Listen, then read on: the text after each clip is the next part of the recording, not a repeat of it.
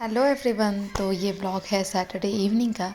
तो ये ब्लॉग मैं शुरू कर रही हूँ इवनिंग से ही, सैटरडे का, जब बच्चे ना ये ग्राउंड फ्लोर पर। तो ये मैं आपको दिखाना चाहूँगी, ये हमारे अपार्टमेंट का जो ग्राउंड फ्लोर है, यहाँ पर काफ़ी ना मतलब फायर के लिए ओपन स्पेस बनाया गया है, फायर इमरजेंसी के लिए, फायर एग्जिट के लिए।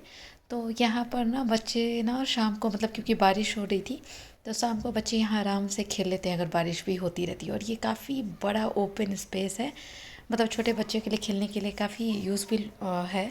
और इवन ना बच्चे यहीं पे ज़्यादा अच्छे से खेलना प्रेफर करते हैं, क्योंकि शाम को मतलब बाहर जल्दी जनरली लोग जाने नहीं देते। और बैंगलोर में वेदर भी ऐसा हो जाता है शाम को, बारिश सुबह से ठंडी।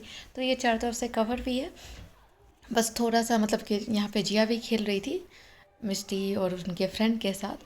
तो थोड़ा सा ध्यान देना होता है सीढ़ी की तरफ और लिफ्ट की तरफ, अदरवाइज़ काफ़ी सेफ़ है। तो ये आप देख रहे हैं, तो ये बीच में ना मतलब एकदम जैसे गांव के घरों में आप देखते थे ना कि आंगन की तरह। तो यहाँ पे ये ओपन प्लेस है, चारों तरफ से लोगों की बालकनी है। और फिर यहाँ स्टेयर केस पे बच्चे थोड़ा सा थक गए थे, तो बैठ कर के ये लोग ना फिर से कुछ खेलने का प्लान बना रहे थे। तो मैंने सोचा कि थोड़ा सा इनका भी शूट कर लिया जाए। तो ये गर्ल गैंग था जिसमें जिया भी शामिल हो रही थी। उसे भी ना बड़े बच्चों के साथ खेलना होता है, क्योंकि दीदी है तो मुझे भी वहीं जाना है।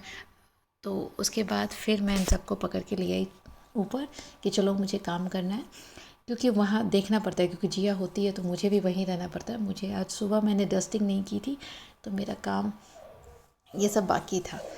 तो उसके बाद मैं ना डस्टिंग के लिए आ गई थी और गई थी ब्रश निकालने के लिए।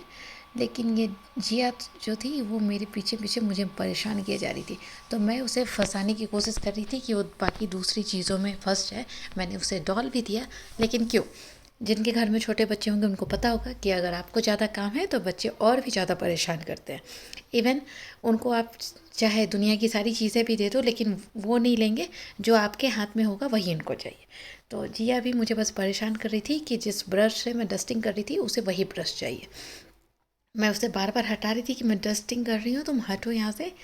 लेकिन आप जानते ही हैं बच्चों का कैसा होता है। तो मैंने मतलब सैटरडे को, जैसा आप देखते ही हैं मेरे बाकी सारे ब्लॉग में भी देखा होगा कि ये डस्टिंग का काम मेरा मतलब चलता रहता है। जनरली मैं कभी कभी फ्राइडे को भी कर लेती हूँ, कभी ट्यूसडे को कर देती हूँ, ऐसा करके। लेकिन फ्राइडे को मैं कर नहीं पाई थी, कुछ बिजी शेड्यूल हो गया था। तो सैटरडे को भी सुबह ना पता नहीं क्यों, जैसा कभी कभी नहीं होता कि आज मूड नहीं है काम करने का, ऐसा करके। तो फिर अब मेरे पास ज़्यादा टाइम नहीं था, तो मैंने सोचा कि अब सैटरडे इवनिंग हो गया तो ये कर लें, क्योंकि कल संडे है और संडे को हो सकता है कहीं बाहर जाना पड़ जाए, तो इसलिए ये सारे काम हो जाने चाहिए। तो इधर मैंने ब्रश निकाल के डस्टिंग कर ली थी। और उसके बाद मुझे सडनली याद आया कि अरे मैंने पहले फ़ोटो फ्रेम तो क्लीन किया ही नहीं। तो इसके लिए मैं फिर से ऊपर चढ़ गई, फ़ोटो फ्रेम को क्लीन करके। इधर आप साइड में देख ही रहे हैं कि जिया को ब्रश मिल चुका है और वो भी लगी हुई है। तो इधर ना मतलब कि मुझे बेडशीट वगैरह भी चेंज करने थे, तो उससे पहले मैंने सोचा कि विंडो वगैरह क्लीन कर लें। फिर बेड भी चारों तरफ से ना, जनरली जैसा हम सब भी करते हैं कि जब बेडशीट चेंज करना हो तो ये सारे काम हो जाने चाहिए, ताकि जो भी डस्ट है वो सब उसी वक्त वहाँ से हट जाए। फिर से हम बाद में बेडशीट चेंज कर देंगे। इधर मैं फिर आ गई थी कि मतलब दूसरी तरफ का सोफ़ा साफ़ करने के लिए। और जिया जो थी वो ब्रश देने का नाम नहीं ले रही थी। इधर मुझे याद आया कि मैंने वो खिड़की तो साफ़ कर लिया, ये उधर वाला जो कपट था वहाँ वाला साफ़ हुआ नहीं है। तो सब टॉयज़ को हटाने के बाद मैं उसे भी क्लीन करने लगी थी कि एक कॉर्नर हो जाए तो उसके बाद दूसरी तरफ जाएंगे। इधर ना साथ में बच्चों का मतलब क्या बोलें, इन लोग का ना मतलब आप काम करो और ये लोग काम बढ़ाते रहते हैं। ये देखिए, इधर मैं आई, मैंने जैसे ही वो कुशन वगैरह हटाया, तब तक ये जिया का मतलब ब्रश देने का नाम ही नहीं ले रही थी। आप देखेंगे कि मैंने ज़बरदस्ती उसके हाथ से लिया तो वो चिल्लाने भी लगी, रोने भी लगी। लेकिन मुझे था कि चलो 2 मिनट में कर लूँगी, उसके बाद उसे दे दूँगी तो फिर वो शांत हो जाएगी। लेकिन क्यों, इतने सारे खिलौने उसे दे रहे थे हम लोग, उसे मतलब बहलाने की कोशिश कर रहे थे, लेकिन नहीं। मैंने उसके हाथ में दूसरा कुछ भी दिया कि कुछ नया है वो लेगी, फंसेगी, लेकिन ऐसा कुछ भी नहीं हुआ। जैसा कि होता है, ये देख रहे हैं आप, उसका चिल्लाना शुरू हो गया था यहाँ पे, और नॉन स्टॉप। आजकल ना थोड़ी सी ज़िद्दी हो रही है। तो वो ग्रोइंग एज है, आप पता ही है इस एज में बच्चे ना मतलब 1.5 से 2 ईयर्स तक ना बच्चे थोड़े से, उन्हें समझ आ जाता है कि वो रोएंगे तो उनकी डिमांड पूरी हो जाएगी। तो वैसा करना नहीं है, क्योंकि अगर करेंगे तो उनको और भी समझ में आ जाए कि रोने पर मेरा काम हो जाता है। तो बच्चे इसी हिसाब से ना ज़िद्दी हो जाते हैं। तो यहाँ पर मेरी डस्टिंग इधर की हो गई थी और अब मैं उस पर कवर डालूँगी। बेडशीट वगैरह सब ले जाके मशीन में मैं डाल दूँगी कि रात भर में ना वो हो जाएगा। फिर सुबह धूप होगी तो हम टेरेस पर डाल देंगे, क्योंकि बारिश जो है ना अभी एकदम मतलब नॉन स्टॉप हो ही रही है। और शाम हो दोपहर हो, मतलब सनी तो डे हो ही नहीं रहा है, ऑलमोस्ट हमेशा क्लाउडी दिखता रहता है। तो बेडशीट इधर का उठ गया था, इधर सोफे पर कवर डाल के मैं फिर चलूँगी, क्योंकि अभी ना मतलब खाना मतलब कुक आके तैयारी करके गया था। सैटरडे को जैसा होता है कि मतलब हमारे यहाँ ना almost time every Saturday menu fix ही होता है। तो आज हमारा लिट्टी चोखा बनना था, तो उसके लिए मैंने ना मतलब सब सारी तैयारी करवा ली थी। बस मैं खुद उसे स्टफ़ करूँगी और फिर एयर फ्रायर में उसे बनाएंगे। मतलब मुझे फ्राई करके नहीं खाना था, वो बेक करके कुक करके खाना था। तो उसके लिए था ना कि मतलब जनरली ना मतलब कुक लोग ना थोड़ी हड़बड़ी में होते हैं, तो वो उतने अच्छे से स्टफ़ नहीं कर पाते जैसा मैं करती हूँ।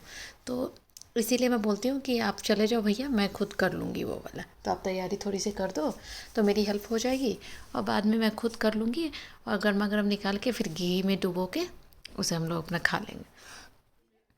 तो वो जो था वो तैयारी करके चला गया था, तो मुझे बस वही स्टफ़ करना था। तो उसके लिए क्या होता है ना कि थोड़े पतले पतले से आपको ना मतलब आटा, जैसे उसमें होल जो हम बनाते हैं, मैं आपको दिखाऊं आगे, आप देखोगे कि मैं कैसे उसे बनाती हूँ। तो ये इधर का हो गया था, मैं बाकी जा कर के उधर मशीन ऑन करने वाली थी कि साथ में वो काम भी हो जाएगा।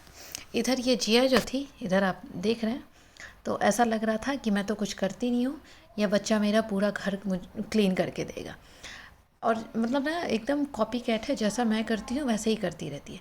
उसे ये पता है कि ये कपड़े से मैं क्लीन करती हूँ, तो आप देख ही रहे हैं पूरे फ्लोर की क्लीनिंग हो रही है। आज तो मेरा पूरा घर साफ़ हो जाएगा। तो यहाँ पर जिया की भी सफाई चल रही थी, मैंने उसे फिर छोड़ दिया था। उसके बाद ये लड़की ना मतलब इधर आ गई और उसे मैंने मतलब थोड़ा सा ध्यान उसे उसका हटाने के लिए मैंने कहा कि चलो कैप निकालो और फिर ना हम घूमने जाएंगे। तो वो उसे पता है कि वुलन जो वे स्वेटर स्कार्फ और कैप सॉक्स कहाँ है। तो इस वाले बेड में वन साइड में हमारा सिर्फ बेडशीट और पिलो कवर्स होते हैं, और अनदर साइड ये वुलन स्टफ़ है। तो ये आ गई थी निकालने के लिए, और उसे हम लोग मतलब बोल रहे थे कि हाथ बचा के, तो वो भी आराम से बंद करके हट गई थी वहाँ से। उसके बाद मैं इसका बेडशीट, क्योंकि बेडशीट मैंने उठा दिया था, वो मशीन में डाल दी थी। उसके बाद मैं इसका बेडशीट चेंज करने आ गई थी, क्योंकि ना मतलब उसी समय आप कर लो तो हो जाता है काम, वरना बाद में ना फिर पेंडिंग रह जाता है। और वैसे भी बिना बेडशीट का, वो भी हॉल का है, तो अच्छा नहीं लगता। तो उसके बाद मैंने ये सारे कवर लगा दिए थे, फिर मैं रख दी थी। और उसके बाद ना ये आप देखो इधर जिया का फिर से बदमाशी शुरू हो गया था। जिया ने मुझे देखा कि मैं फ़ोटो फ्रेम कर रही थी, तो ये फ़ोटो फ्रेम भी क्लीन करने के लिए उस पर सोफ़े पे चढ़ गई थी जैसे मैं चढ़ी थी। तो ये ना लड़की एकदम कॉपी कैट है। उसके बाद मैं इधर किचन में आ गई थी, जैसा मैंने कहा था कि कुक सारी तैयारी करके चला गया था, मुझे सिर्फ स्टफ़ करके और एयर फ्रायर में डालना था। इधर मैं मिस्टी को बोल रही थी कि मिस्टी पढ़ने बैठो, क्योंकि कल संडे है, तो तुम बिल्कुल भी नहीं पढ़ोगी, क्योंकि बोलती हो कि संडे है तो मतलब हॉलीडे हम मेरा भी होना चाहिए। तो चलो अभी पढ़ लेते हैं। जो सारे तुम बुक्स वगैरह लेकर आई, मैं उससे पूछ रही थी कौन कौन सा बुक्स लेकर आ गई हो, क्योंकि बहुत सारे मतलब बुक्स वगैरह ना उन्हें लॉकर मिला होता है, तो वो लोग स्कूल में ही छोड़ कर आते हैं। तो मैं उससे पूछ रही थी, वो आके बताई, तो फिर मैंने उसे पढ़ने बिठाया। इधर मैंने मतलब ना जितना एक बार में जाता है, सात सात टोटल 7 लिट्टी ना एक साथ उस बास्केट में आप रख सकते हो। तो उतना मैंने स्टफ़ कर लिया था, तो मैं सोची कि उतने देर में ना डाल देते हैं, जब तक वो हो बेक होगा तब तक मैं फिर इधर स्टफ़ कर लूँगी। तो इसीलिए उसमें मैं डाल के और इसे 190 डिग्री पे 5 मिनट के लिए मैं सेट करके और फिर दूसरी तरफ फिर से स्टफ़ करने चली जाऊँगी। तो मुझे लगा कि ज़्यादा हो रहा है, तो फिर मैंने चेक किया तो नहीं, एडजस्ट हो गया था। तो इसलिए मैं उसमें डाल के और फिर आप देखिएगा कि 190 डिग्री पर मैंने ऑन कर दिया था। 180 इसका मिनिमम है, उसके बाद 190, 185, 190, तो 190 में मैंने बेक कर मतलब सेट कर दिया था। और 5 मिनट करना था, तो पहले 4 मिनट हो गया था, उसके बाद फिर से मैंने बढ़ाया और अब ये 5 मिनट के लिए होगा। और फिर से ना जब हो जाएगा तो फिर ये देखिए निकाल के मैंने दूसरी तरफ से उसे फ्लिप कर दिया, मतलब कि पलटना, ताकि दूसरी तरफ से भी हो जाए। इधर जितने भी मुझे भरने थे मैं सब स्टफ़ करके ले आई थी। तो मैं और हमारे नीचे के मेरे ब्लॉग में आपने देखा होगा रागिनी होती है, तो हम सब साथ में आज खाने वाले थे। वैसे भी वीकेंड था तो इसीलिए मैंने कुछ ज़्यादा भी बनाए थे। तो गाइस ये एयर फ्रायर ऐसे भी ना मस्त चीज़ है, मतलब बिना ज़्यादा ऑयल कंज्यूम किए बहुत सारी चीज़ें बन जाती हैं। तो आई होप कि आप लोगों को अच्छा लगा होगा video. Please like share and subscribe.